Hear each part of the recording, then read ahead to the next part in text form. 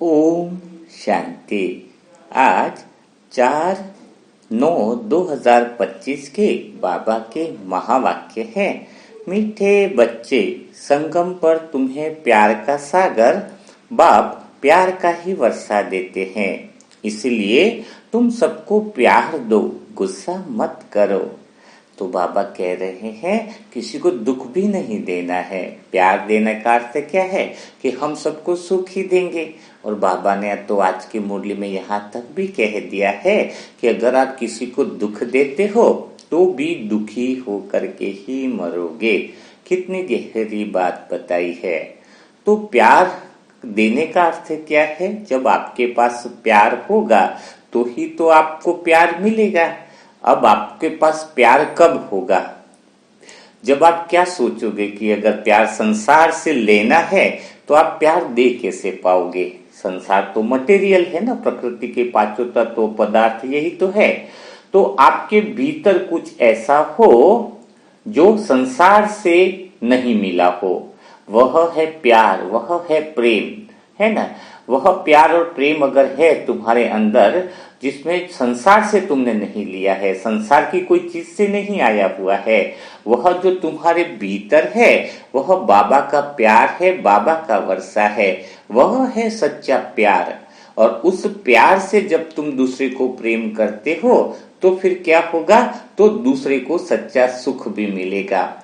वरना कामनावश अगर आप किसी को बहुत दिनों तक बहुत प्यार देते हो, बच्चा हो, फैमिली में हो, लेकिन आपको सत्यता का ज्ञान नहीं है, सत्यता का ज्ञान नहीं यानी सच्चा प्यार है ही नहीं, आप तो दुनिया से ही प्यार ले रहे हो और दुनिया को बांट रहे हो, तो पूरे परिवार में भी कितना भी आप मीठा बोल लो, कितना भी प्रेम कर लो, एक समय ऐसा आएगा कि वह आपसे दुखी ही हो जाएंगे, 100% दुखी हो जाएंगे।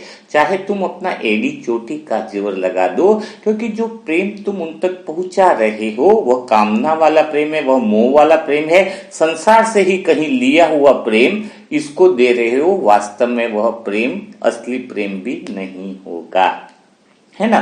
कितनी गहरी बात हुई, है ना। और जो योगी आत्मा है वह इतना मीठा नहीं बोलेगा, थोड़ा कड़क शब्दों का भी यूज करेगा, बाहर से कुछ भी नहीं दिखाएगा कि वो इतना आप सबसे प्यार करता है, लेकिन योगी आत्मा से सदा सर्व आत्माओं को सुख ही मिलेगा, प्रेम ही मिलेगा, आनंद ही मिलेगा। तो कितनी गहरी बात है कि जो आत्मा अपने केंद्र बिंदु में है वो कुछ बोलेगा नहीं, दिखावापन नहीं करेगा, लेकिन उससे सबको सुख मिलेगा। तो हमें यह जो प्यार देने की वाली बात है, प्रेम देने वाली जो बात है, उसकी सच्चाई को समझना होगा। असली प्रेम है क्या? ये जो इंद्रियों की वजह से जो प्रेम है वह डुप्लीकेट प्रेम है, वह नकली प्रेम है। नकली प्रेम का आधार क्या हुआ? ये जो इंद्रियां है, मन जो इंद्रियों के माध्यम से देख करके जो बाहर से भीतर लाता है, इंद्रिया और मन क्या? इंद्रिया जैसे आंखों की बात ले ली तो वो सुंदर किसको मानेगा? इंडिया के लोग सुंदर मानेंगे कि गोरे लोग सुंदर होते हैं, कई लोग मानेंगे कि लंबे बाल हैं वह सुंदर होते हैं, कई लोग मानेंगे कि आंखें बड़ी है वो सुंदर होते हैं। तो चीन में तो आंखें छोटी होती है, जापान में वहां पे देखो छोटी होती है, अफ्रीका काबुल में देखो वहां पे काले लोगों को सुंदर माना जाता है।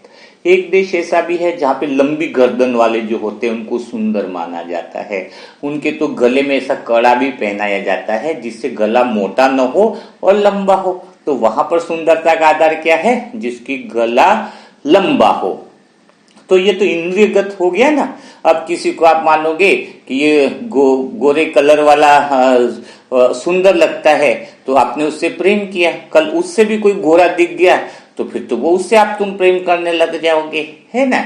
तो ये तो और एक जगह ऐसी है देश की जहां पर लंबे बाल को जानवरों की तरह, पशुता की तरह देखा जाता है, वहां पे बहुत छोटे छोटे बालों को ही पसंद किया जाता है। आप वेस्ट इंडीज में जाकर के देख लो।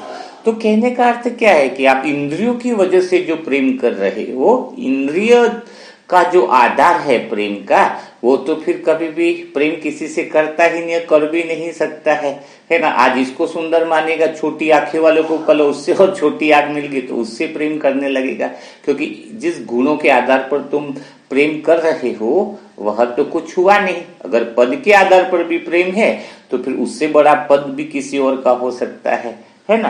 तो वास्तव में वह प्रेम प्रेम ही नहीं है जिसको तुम प्रेम मान रहे हो, है ना। असली प्रेम कौन सा है? असली प्रेम वह है जो भीतर से है, संसार से लिया हुआ प्रेम नहीं है, संसार के गुणों के आधार से जो ले रहे हो प्रेम नहीं है। जो प्रेम मेरे भीतर में ही है, जहां पर मेरा संसार से कोई लेना देना नहीं है, मेरे अंदर जो प्रेम है वो संसार से आया हुआ नहीं है, मेरे भीतर कुछ ऐसी चीज है जो बाहर से इसका कोई संबंध नहीं है, तब जाकर के तुम प्रेम कर सकते हो।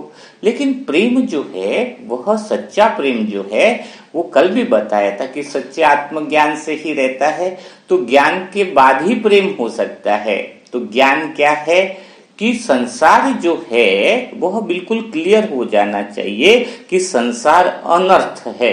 अनर्थ यानी संसार में कोई अर्थ नहीं बचा है, संसार में कोई सार नहीं बचा है। जब तुम्हें इस बात की नॉलेज हो गई है कि संसार में कोई ऐसी आशा रखना ही गलत बात है, संसार हमारे लिए निरर्थक हो गया, कोई अर्थ नहीं बचा, फिर भी अगर आप संसार से कोई आशा रख रहे हो, आशा रखने का अर्थ क्या है कि अभी भी आपको लग रहा है कि मेरा दुख संसार में किसी साधन से मिट जाएगा। अगर आप दुखी हो, लग रहा है कि संसार में कोई ऐसी वस्तु है जो मुझे ऐसा प्रेम देगी, जो पूर्ण कर देगी, तो इससे बड़ी अज्ञानता हम कह नहीं सकते हैं। चलो एक उदाहरण के द्वारा हम समझते हैं इस बात को कि एक इंसान है जो होली का टाइम है तो उसको भांग खिला दिया गया, बेहोश हो गया, ठीक है। अब थोड़ा होश में नहीं रहा, अब उसको एक कलर के भरे टैंक में उसको डाल दिया गया है, समझ रहे हो।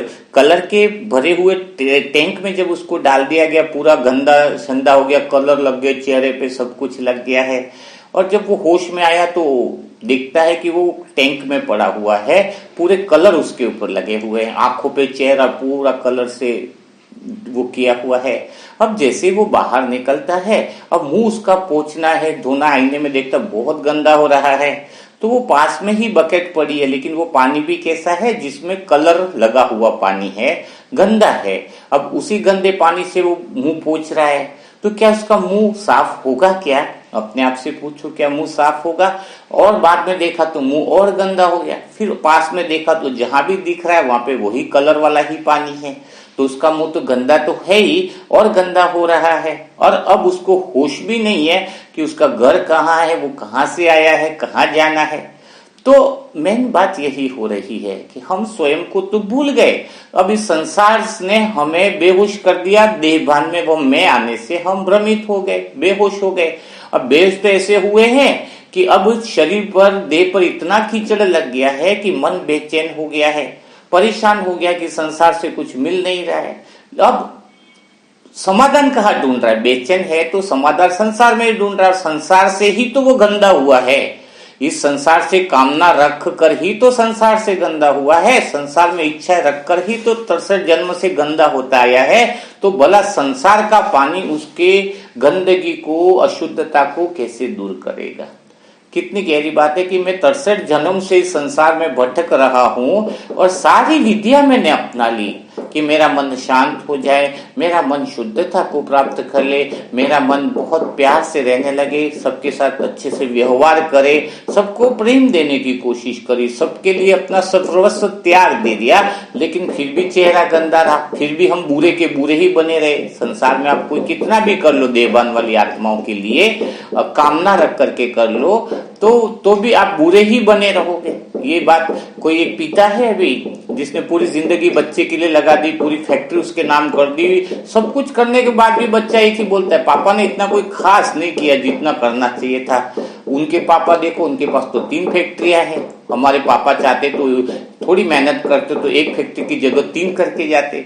तो जो किया है उसमें भी आसपास वाली जो आत्मा है वो आपसे कभी संतुष्ट हो नहीं सकती, क्योंकि वो इंद्रियों से देखते हैं, और इंद्रियों में बताए ना सुंदरता, कोई किसी को बाल अच्छे लगते, कोई और लंबे बाल वाला कोई महिला दिख जाएगी तो वो बोलेगा ये सुंदर है है। कोई और बिजनेसमैन में पैसे वाला प्यार है तो और कोई बड़ा बिजनेसमैन दिख गया। तो इंद्रिय जगत वाला जो इंद्रियों का आधार का जो प्रेम है उनका, वह भला आपसे भला कैसे संतुष्ट हो सकते हैं। वो तो इससे भी ऊंचा को देखते जाएंगे और वो दुखी होते जाएंगे, अशांत होते जाएंगे, है ना। इसलिए संसार से तुम जो चाहते हो कि सबको सुख दे पाए, संसार की ही कोई विधि अपना कर, तुम्हारी मन की शुद्धता आ जाए, है ना। तो इसलिए तो कर्म कांड करते हैं। कोई 10 दिन तक तो भूखा रहेगा, शरीर को तपाएगा। कई बार ऐसी विधियां बताती है कि तुम बैंगन नहीं खाओगे तो तुम मुक्ति को पाओगे, तुम ये नहीं करोगे, 4 दिन उपवास रखोगे तो भगवान तुमसे प्रसन्न हो जाएगा। तो शरीर की जो विधियां सारी कर ली है, इससे मन शुद्ध नहीं हो सकता है। इस संसार की कामनाओं से मन शुद्ध नहीं हो सकता है। संसार से ही तुम्हें कुछ भी नहीं मिल सकता है ना।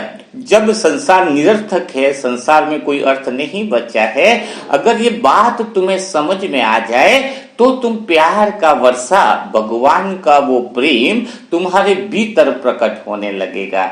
जब तुम बाहर से दुनिया की कोई चीज से अलग तुम्हारे अंदर वह भीतर में कोई चीज है उसको महसूस करना चालू करोगे कि मेरे भीतर वह कुछ है ऐसा जो प्रकृति के 5 तत्वों से कुछ अलग है, कुछ डिफरेंट है मेरे अंदर, वह प्रेम, वह आनंद, वह शक्ति, तब तुम्हें मजा आने लगेगा।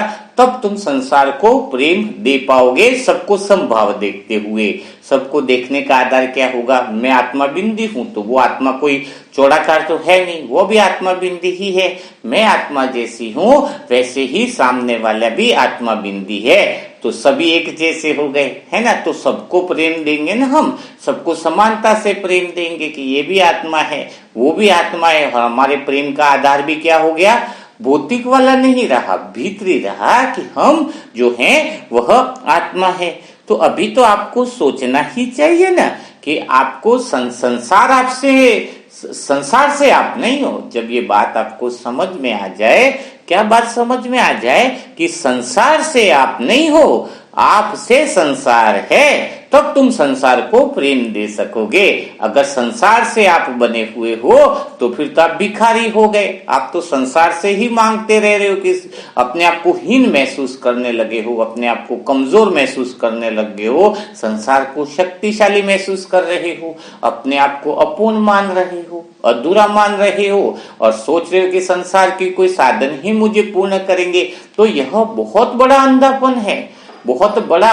और संसार तुमसे है। कैसे है संसार तुमसे, जब तुम्हारा मन सतोगुणी था, तो जब विचार तुम्हारे सतोगुणी थे तो संसार भी कैसा था, सतोगुणी था। जब तुम्हारे मन की स्थिति डाउनफॉल में हुई तो त्रेता युग आया, जब तुम्हारे मन की स्थिति और डाउनफॉल हुई तो द्वापर युग और कलयुग आ गए। तो तुम्हारे मन की स्थिति जैसी रही वैसे तो संसार का निर्माण हुआ।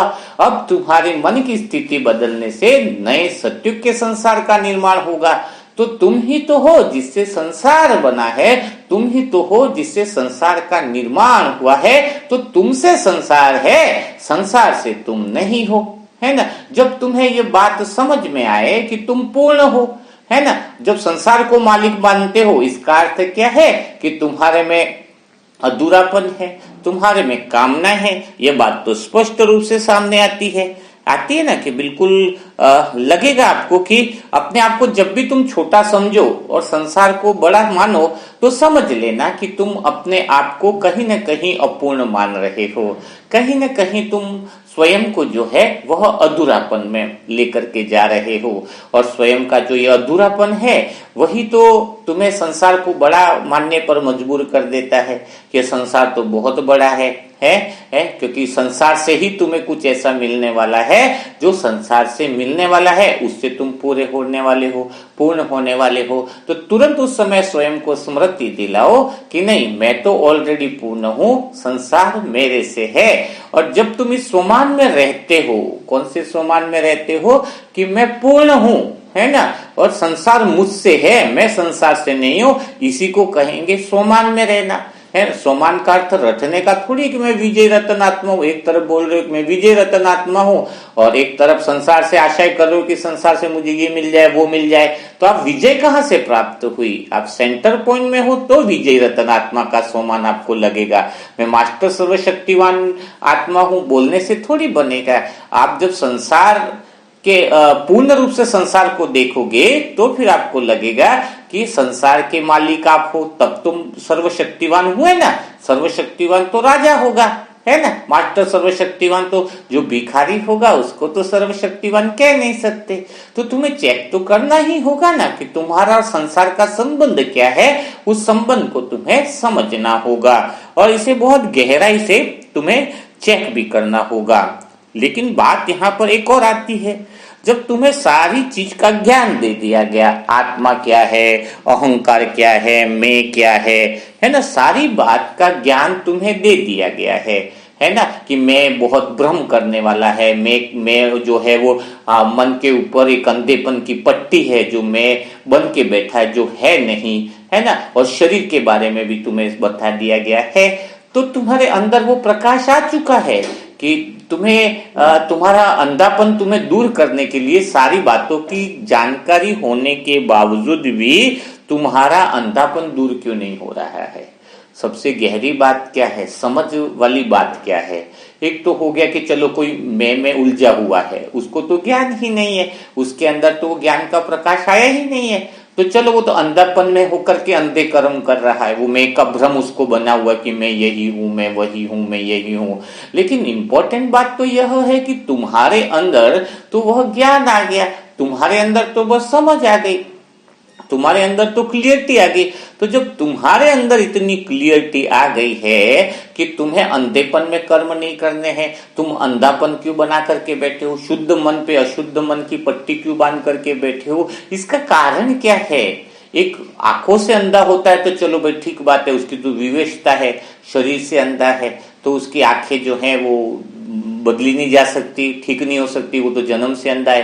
लेकिन तुम्हारे ऐसी कौन सी विवेकता है, तुम तो जाग गए हो, तुम्हें तो भगवान ने ज्ञान दे दिया है, तुम्हें तो समझ दे दी गई है कि तुम्हें तो सत्य मार्ग पर चलना है। संसार से तुम्हारा संबंध कामना वाला नहीं होना चाहिए, निष्कामता वाला होना चाहिए। शरीर जो है उसमें उपभोग का संबंध न होकर उपयोग का होना चाहिए। फिर तुम अंधे कर्म क्यों कर रहे हो और फिर भी जागने के बाद भी अंधे कर्म कर रहे हो, इसका अर्थ क्या है।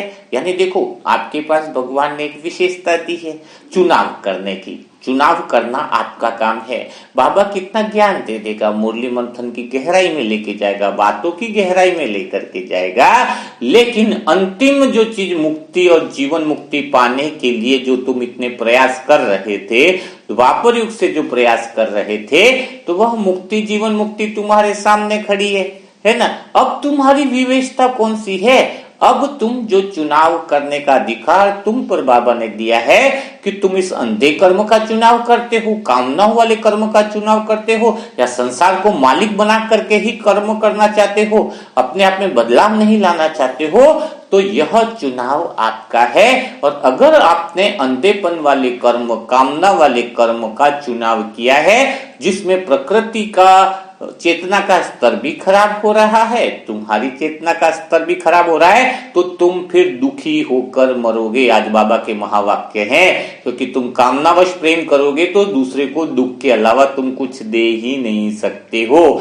तुम योगी आत्मा बने, परमात्मा में आत्मस्थ हो गए, परमात्म प्रेम में डूब गए, सत्य में डूब गए, तो सारे संसार को सत्य की खुशबू दे दोगे। और अगर कामनाओं में डूब गए तो सारे संसार का वाइब्रेशन खराब कर दोगे।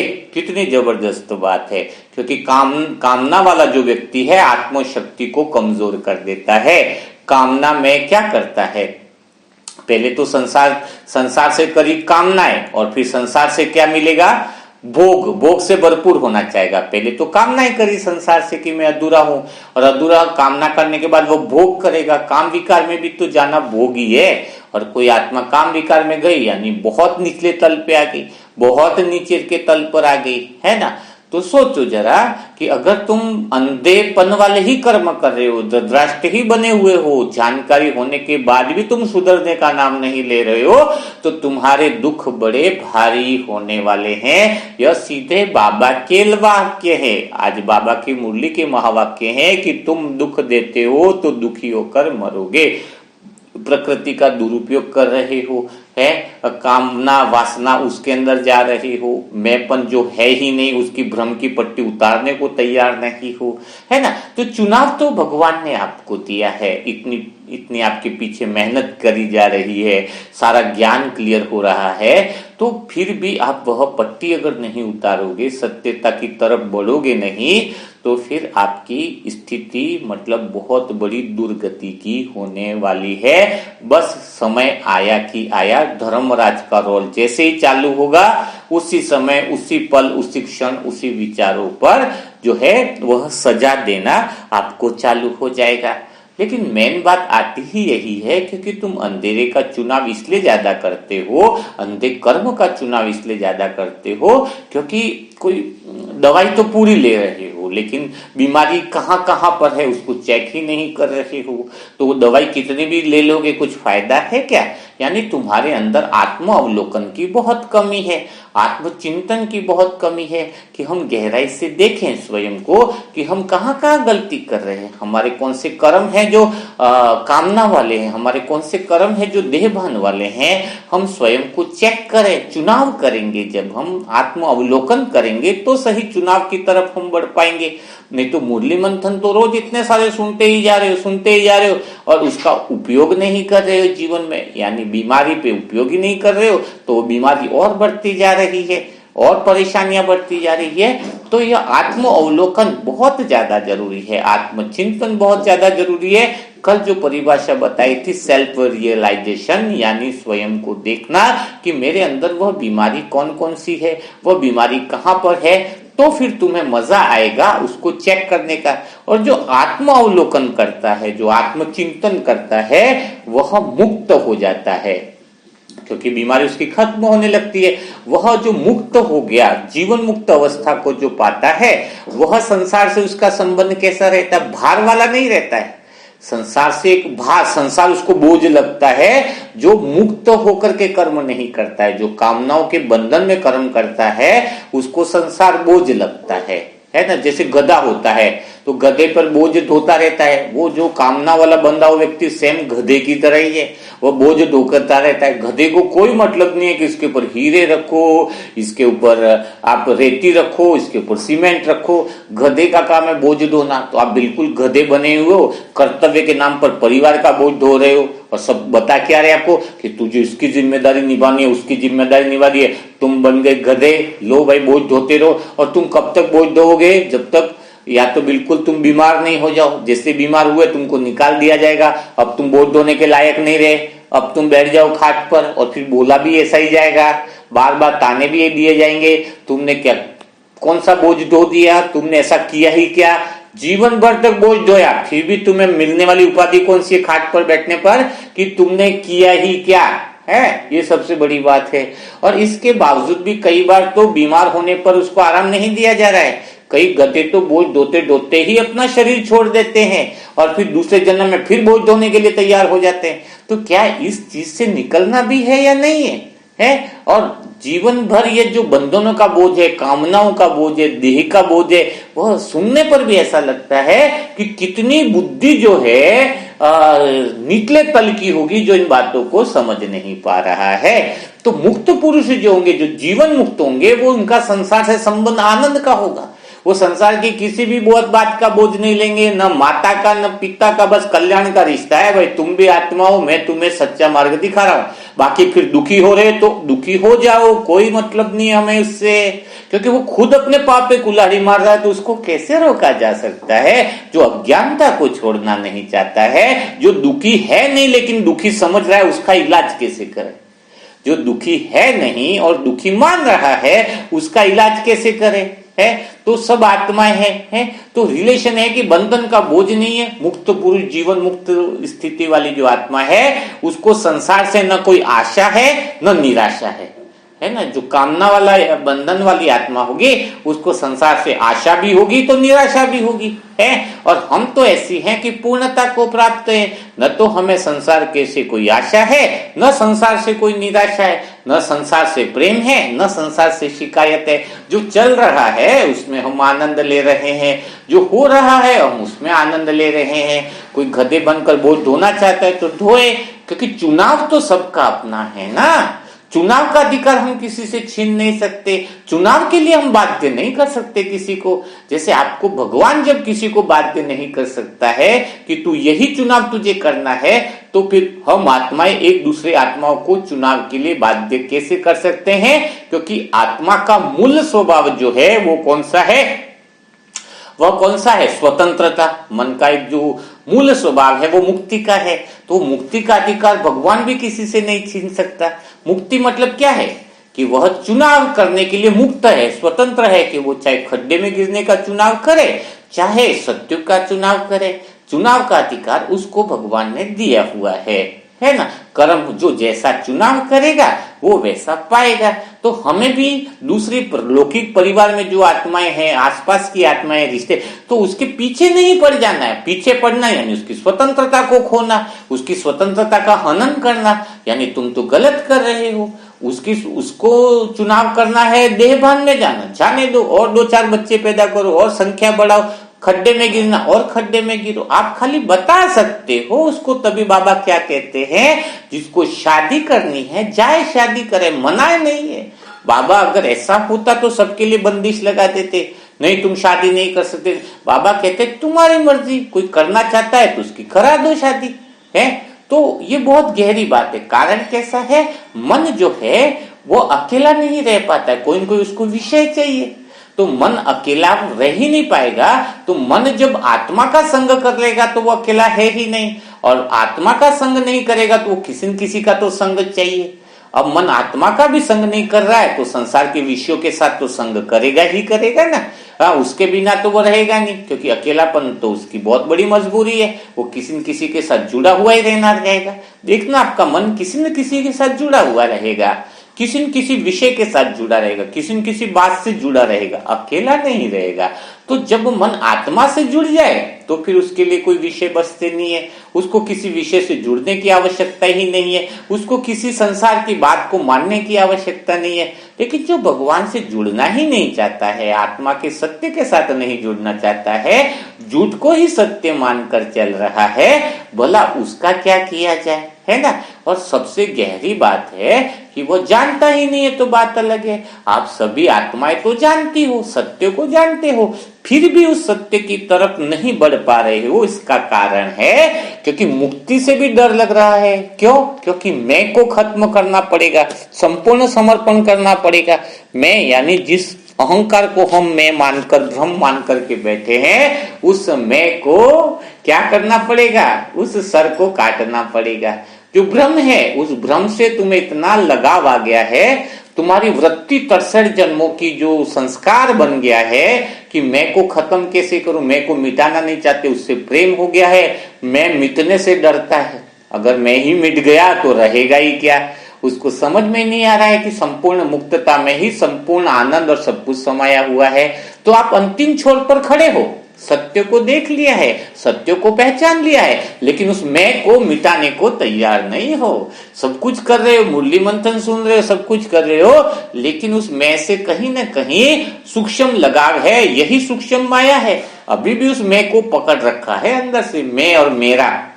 अभी आप देख लो, जिससे भी आपका व्यक्तिगत लाभ है उसको छोड़ने को तैयार नहीं हो। आप सेंटर में खड़े हो जाओ, 10 कमरे आसपास बना दो, देखो आपके 10 कमरे जो हैं कौन कौन से, दोस्त, पति पत्नी, बिजनेस, पैसा, धन दौलत, ये सबके तार काट लो इसी समय, क्या होगा सोच लो अंदर से।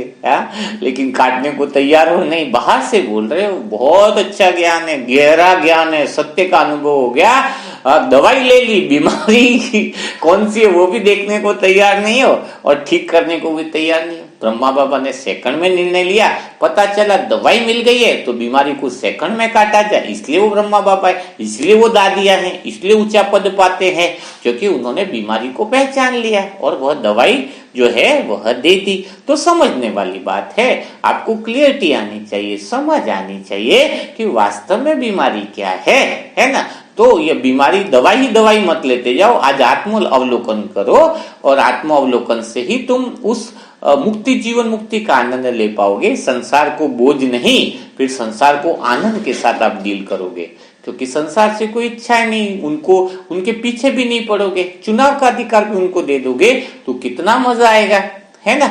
अब भारत सरकार में बीजेपी कांग्रेस ऐसा चुनाव हो रहा है, अगर किसी को प्रेरित किया जाए कि अंदर चुनाव में कि तू यही इसको वोट दे, तो वो तो फिर स्वतंत्रता खोई हुई, है ना। तो यहाँ पर ऐसा ही है, सब कुछ बता दिया गया है, दोनों पार्टियों के बारे में तुम्हें जानकारी दे दी गई है। मुक्ति मतलब क्या है, सत्य क्या है, झूठ क्या है, चुनाव भी आपको करना है। समय निकल जाए तो फिर वोट देने का अधिकार भी नहीं मिलेगा, चुनाव करने का भी अधिकार नहीं मिलेगा, क्योंकि अभी जो समय चल रहा है उसमें कभी भी बमबारी हो सकती है, कभी भी प्रकृति अपना रौद्र रूप दिखा सकती है, या फिर शरीर भी तुम्हारा छूट सकता है। तो सबसे पहली बात तो है कि जल्दी से चुनाव कर लो, कहीं ऐसा ना हो कि समय निकल जाए तो चुनाव का अधिकार भी नहीं बचे, है ना। तो ये कुछ नियम है, कुछ आपको उसको फॉलो करके तुरंत ही इसी पल ही कुछ न कुछ निर्णय लेना होगा। अब जैसे और भी थोड़ा इसको क्लियरिटी के साथ हम समझाएंगे तो शायद आपको समझ में आ जाए।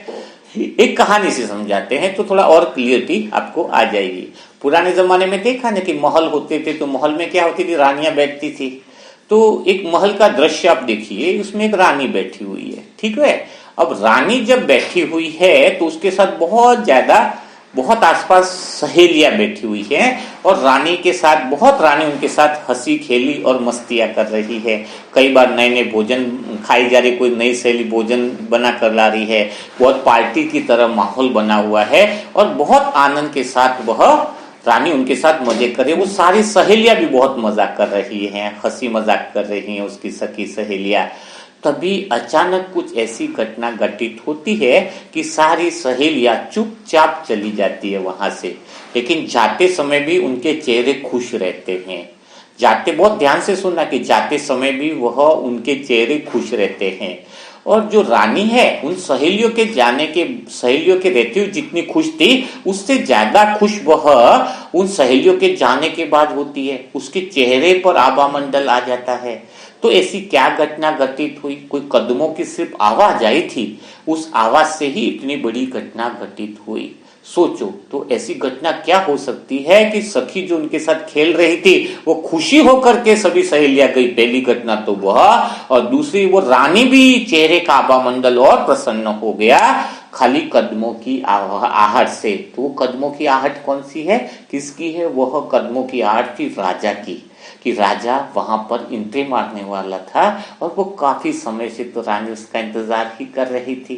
तो राजा जब रानी के पास आता है तो बहुत रानी खुश हो जाती है, बहुत आनंदित हो जाती है। तो यहाँ पर समझने वाली बात है कि राजा कौन है, राजा है आत्मा, सत्यता, ठीक है। मन कौन है, रानी, और सखी सहेलियां कौन है, जो अहम है। मन ने जो विषय मोहल्ले बना रखे थे, मेरा भाई, मेरे बहन, मेरे वस्तु, मेरी बिल्डिंग है, तो उसके पास जो सखी सहेलियां थी वो कौन से थे, अहंकार के विषय, संसार जगत के विषय। लेकिन जैसे ही सत्य आता है तो मन जो है वो खाली हो जाता है, रिक्त हो जाता है। जैसे ही सत्य की आवाज आती है मन रिक्त हो जाता है, सारी चीजें जो जाती है वो भी खुशी होकर बिता लेती हैं। और मन की खुशी यानी रानी की खुशी जैसे बढ़ गई ना तो कितना आनंद आ गया। और वो रानी राजा से क्या कहती है, राजा कहता है क्या मेरे आने से तो तुम्हारी सहेलियां चली गई, तो तुम दुखी नहीं हो रहे हो। तो क्या बोलती है रानी, अरे मैं तो उनके साथ टाइम पास कर रही थी जब तक तुम न आए। अंदर से तो मुझे ये थी कि आप कब आओ, क्योंकि मैं तो आपके बिना अधूरी हूं, आपके बिना तो मुझे कुछ आनंद आता नहीं है। तो अब सोचो तुम्हारा मन भी इस संसार विषय साधनों में लगा हुआ है ना, वो तब तक ही है, तब तक ही पुरुषार्थ है जब सत्यता की प्रवेशता आपके अंदर आ जाएगी, आत्म अनुभूति आपके अंदर जैसे हो गई, आत्म साक्षात्कार अंदर हो गया, तो मन तुम्हारा खाली हो जाएगा विषयों से, वासनाओं से, कामनाओं से। बस उस सत्य की एंट्री के द्वार को खोल लो, उस सत्य को बहुत आतुरता से, बहुत जिज्ञासा से याद करो, और नीचे की आसपास की सखी सहेलियां हैं उनको भी स्मृति दिलाओ कि सत्य आने वाला है। सत्य आया कि आया, मेरे मन का मीत शिव साजन आया कि आया। वह मन का मीत जिससे मैं बहुत प्रेम करती हूँ, वह मन का मीत जो मेरी श्वासोश्वास में बसा हुआ है, जिसके लिए मेरा मन पुकारता है, जिसके लिए मेरा अंतर्मन व्याकुल रहता है, उसकी छवि मेरे दिल में बस गई है। मैं उसके बिना नहीं रह सकती, वो मेरे बिना नहीं रह सकता। हर सेकंड, हर पल इंतजार इतना बड़ा है कि कब वो आए, मेरी व्याकुलता बहुत बड़ी है। तो जब दूल्हा दुल्हन का मिलन होता है तो बाकी सब तो वैसे ही हट जाते हैं, सबको आभास होने लगता है कि अब तो मिलन हुआ है शिव साजन शिव सजने का, तो संसार की सभी चीजें दूर हो जाएंगे, सब मानो स्वागत कर रही हो और सब खुशियां मना रही हो, कोई आपसे दुखी नहीं होगा, कोई आपसे परेशान नहीं होगा। यह तो शिव साजन और सजनी का मिलन है। सब देखकर अंततः प्रसन्नता की स्थिति में होंगे। तो बस जरूरत इस बात की है, इस सत्यता को अपने जीवन में आने दो, उस मन के मीत को दिल के अंदर बैठाने दो, दिल का कोना खाली करने की तैयारी करो कि मेरे दिल के द्वार, मेरे मन रूपी आंगन तैयार बैठा हुआ है, पलके बिछाकर फूल सजा कर कि हे शिव साजन तुम जल्दी से आओ, तुम्हारा मेरा इंतजार है, मैं तुम्हारे मिलन को तरस रही हूं। अभी जो संसार के विषय हैं वो तो सिर्फ मैं समय के टाइम पास के लिए यूज कर रही हूं, उनके साथ सिर्फ समय निकाल रही हूं, समय व्यतीत कर रही हूं। मेरी असली प्यास तो तुम ही हो, मेरी असली जिज्ञासा तो तुम ही हो। जब तुम्हारे अंतर्मन से वह आवाज आने लगे, अंतर्मन से तुम्हें संसार के विषय वासनाओं से त्याग करने का मन करे, अंतर्मन से तुम्हें स्वेच्छा हो जाए कि जीवन मुक्ति को मैं पा जाऊं, सत्यता पे न्योछावर हो जाऊं, तब मिलन होगा शिव साजन और सजनी का, तब मिलन होगा सत्यता का, तब एहसास होगा वो पूर्णता का, तब एहसास होगा पूर्ण आनंद का। तो यह निर्णय अब आपका है, चुनाव आपका है। इतनी सारी बातें गहराई से आपको बताई दी गई है, शायद आपको काफी सारी बातें समझ में आ चुकी होंगी, और अब तो चुनाव करने का समय आया हुआ है। तो बाबा ने जो आज कहा कि प्यार का सागर, तो जब परमात्मा सत्य आपके जीवन में उतर जाएगा, तो वो प्यार का सागर जब दिल में उतर गया तो आप भी मास्टर प्रेयर के सागर बन जाओगे। जब तक सत्यता दिल में उतरेगी नहीं, तब तक भला प्यार के सागर कैसे बन सकते हो। तो आज का मुरली मंथन आपको कैसा लगा, क्या आपको सीखने को मिला? बीमारी के साथ दवाई का भी ध्यान रखना है, आत्म अवलोकन करना है, तो बहुत बड़ा मजा आएगा, बहुत बड़ा आनंद आएगा। 2-4 दिन में, 5 दिन में आपके मुरली के जो क्वेश्चन आंसर थे उसके रिजल्ट भी घोषित होने वाले हैं, और सेकंड पेपर के लिए भी आपको तैयार रहना है, ताकि आप ये मुरली मंथन अगर ध्यान से सुनते हो, अटेंशन से सुनते हो, क्योंकि जवाब आपका सार्थकपूर्ण होना चाहिए, सत्य ओरिजिनल होना चाहिए, रिलेटिव सत्य नहीं होना चाहिए। रिलेटिव सत्य कौन सा होता है? जैसे सामने कोई इंसान मुझे दिख रहा है, वो सत्य है, लेकिन रिलेटिव सत्य, यानी मेरी आंखों के लिए वो इंसान सत्य है, लेकिन आत्मिक दृष्टि से वो इंसान मेरा सत्य नहीं है। ओरिजिनल सत्य वो आत्मा है, और आंखों से रिलेटिव सत्य है वो शरीर दिख रहा है, वो रिलेटिव सत्य भी सही है क्योंकि आंखों से दिख रहा है। तो रिलेटिव सत्यता, रिलेटिव आंसर से आपकी बात नहीं की जा रही है। आप मुरली मंथन में जो प्रश्न पूछ गए वो ओरिजिनल आंसर की बात की जा रही है, जो मुरली मंथन में आपको आंसर दिए जाते हैं, वरना रिलेटिव आंसर तो सभी सही होते हैं, है ना, कोई आंसर गलत तो है नहीं, है ना, लेकिन सच्चा आंसर वही होगा, ओरिजिनल आंसर होगा, वो आत्मिक दृष्टि से दिखा जाएगा, रिलेटिव सत्य रिलेटिव ही रहेंगे, ठीक है ना। तो इसलिए बहुत अच्छे से मुरली मंथन सुनना है। और जो नई आत्मा है उनके लिए मोबाइल नंबर है 7202921969, इस पर ओम शांति लिख करके आप मैसेज कर सकते हो। और सभी आत्माओं को कम से कम इस महीने एक टारगेट दिया जाता है कि मनसा सेवा ग्रुप में कम से कम एक आत्मा को जरूर जोड़े, एक ही, क्योंकि आप अगर अपने आप समान बना देते हो किसी को, तो लगभग कहते हैं 25% पाप कर्मों के हिसाब किताब खत्म हो जाते हैं। क्योंकि बाबा की अव्यक्त वाणी का महावाक्य है कि जो अपने आप समान बना देता है, भगवान जो इतनी मेहनत करता है, तो उतनी मेहनत का मतलब क्या है कि आप किसी एक को तो आप समान बनाओ महीने में, है कि अपने जैसा बनाओ, आपके अंदर जो ज्ञान है उसको अपने जैसा बनाओ। और अपने जैसा बनाने में आपको पूरी मेहनत कहाँ करनी है, खाली ग्रुप से जोड़ना है। मनसा सेवा ग्रुप से अगर एक आत्मा जुड़ती है तो ऑटोमेटिक यहाँ पर ऐसी बातें उसको मिल जाएंगी, मुरली मंथन है, ये है वो है, वो सारी बातें मिल जाएंगी। तो यह सबूत होगा, यह प्रूफ होगा कि आपको भगवान सारे हिसाब किताब भी कितने माफ करेगा। तो सबसे बड़ा पुण्य में से भी पुण्य हिसाब किताब को भी खत्म करने का साधन माना गया है कि एक आत्मा को मनसा सेवा ग्रुप में जरूर जोड़ेंगे। तो कौन कौन आत्मा, एक आत्मा को तो डेफिनेट इस महीने जोड़ देगी, सितंबर महीने के एंड तक यह देखा जाएगा। और यहाँ पर जो बोला जाता है वो रिजल्ट भी घोषित किया जाता है। तो कम से कम एक आत्मा को जोड़ देंगे तो शायद उसके मुरली मंथन में कुछ प्रश्न उत्तर ऊपर नीचे भी होंगे तो भी उनको अमृत वेला में भी कुछ मार्क्स मिल जाएंगे। ग्रेस के जो मार्क्स होते हैं ना, कुछ प्रश्न उत्तर गलत हो गए हैं तो भी वो ग्रेस से भी पास हो जाएगा, है ना, उसको थोड़ा सा एडवांस नंबर दिए जाएंगे। तो आज से चेक कर लीजिए, डिसीजन लीजिए, व्हाट्सएप पर मैसेज कीजिए कि मैं इस महीने एक आत्मा अपने आप समान बनाऊंगी, अर्थात एक को मैं मनसा सेवा ग्रुप में जोड़ूंगी और उसको सिखाऊंगी। क्या सिखाऊंगी? कि कैसे बाप समान बनना है। अरे मुर्दे को 4 लोग मिल जाते हैं, आप तो जिंदा हो, एक नहीं मिल सकता है क्या? तो एक मिलेगा, इससे पता चलेगा कि आप कितना ज्ञान को समझे हो।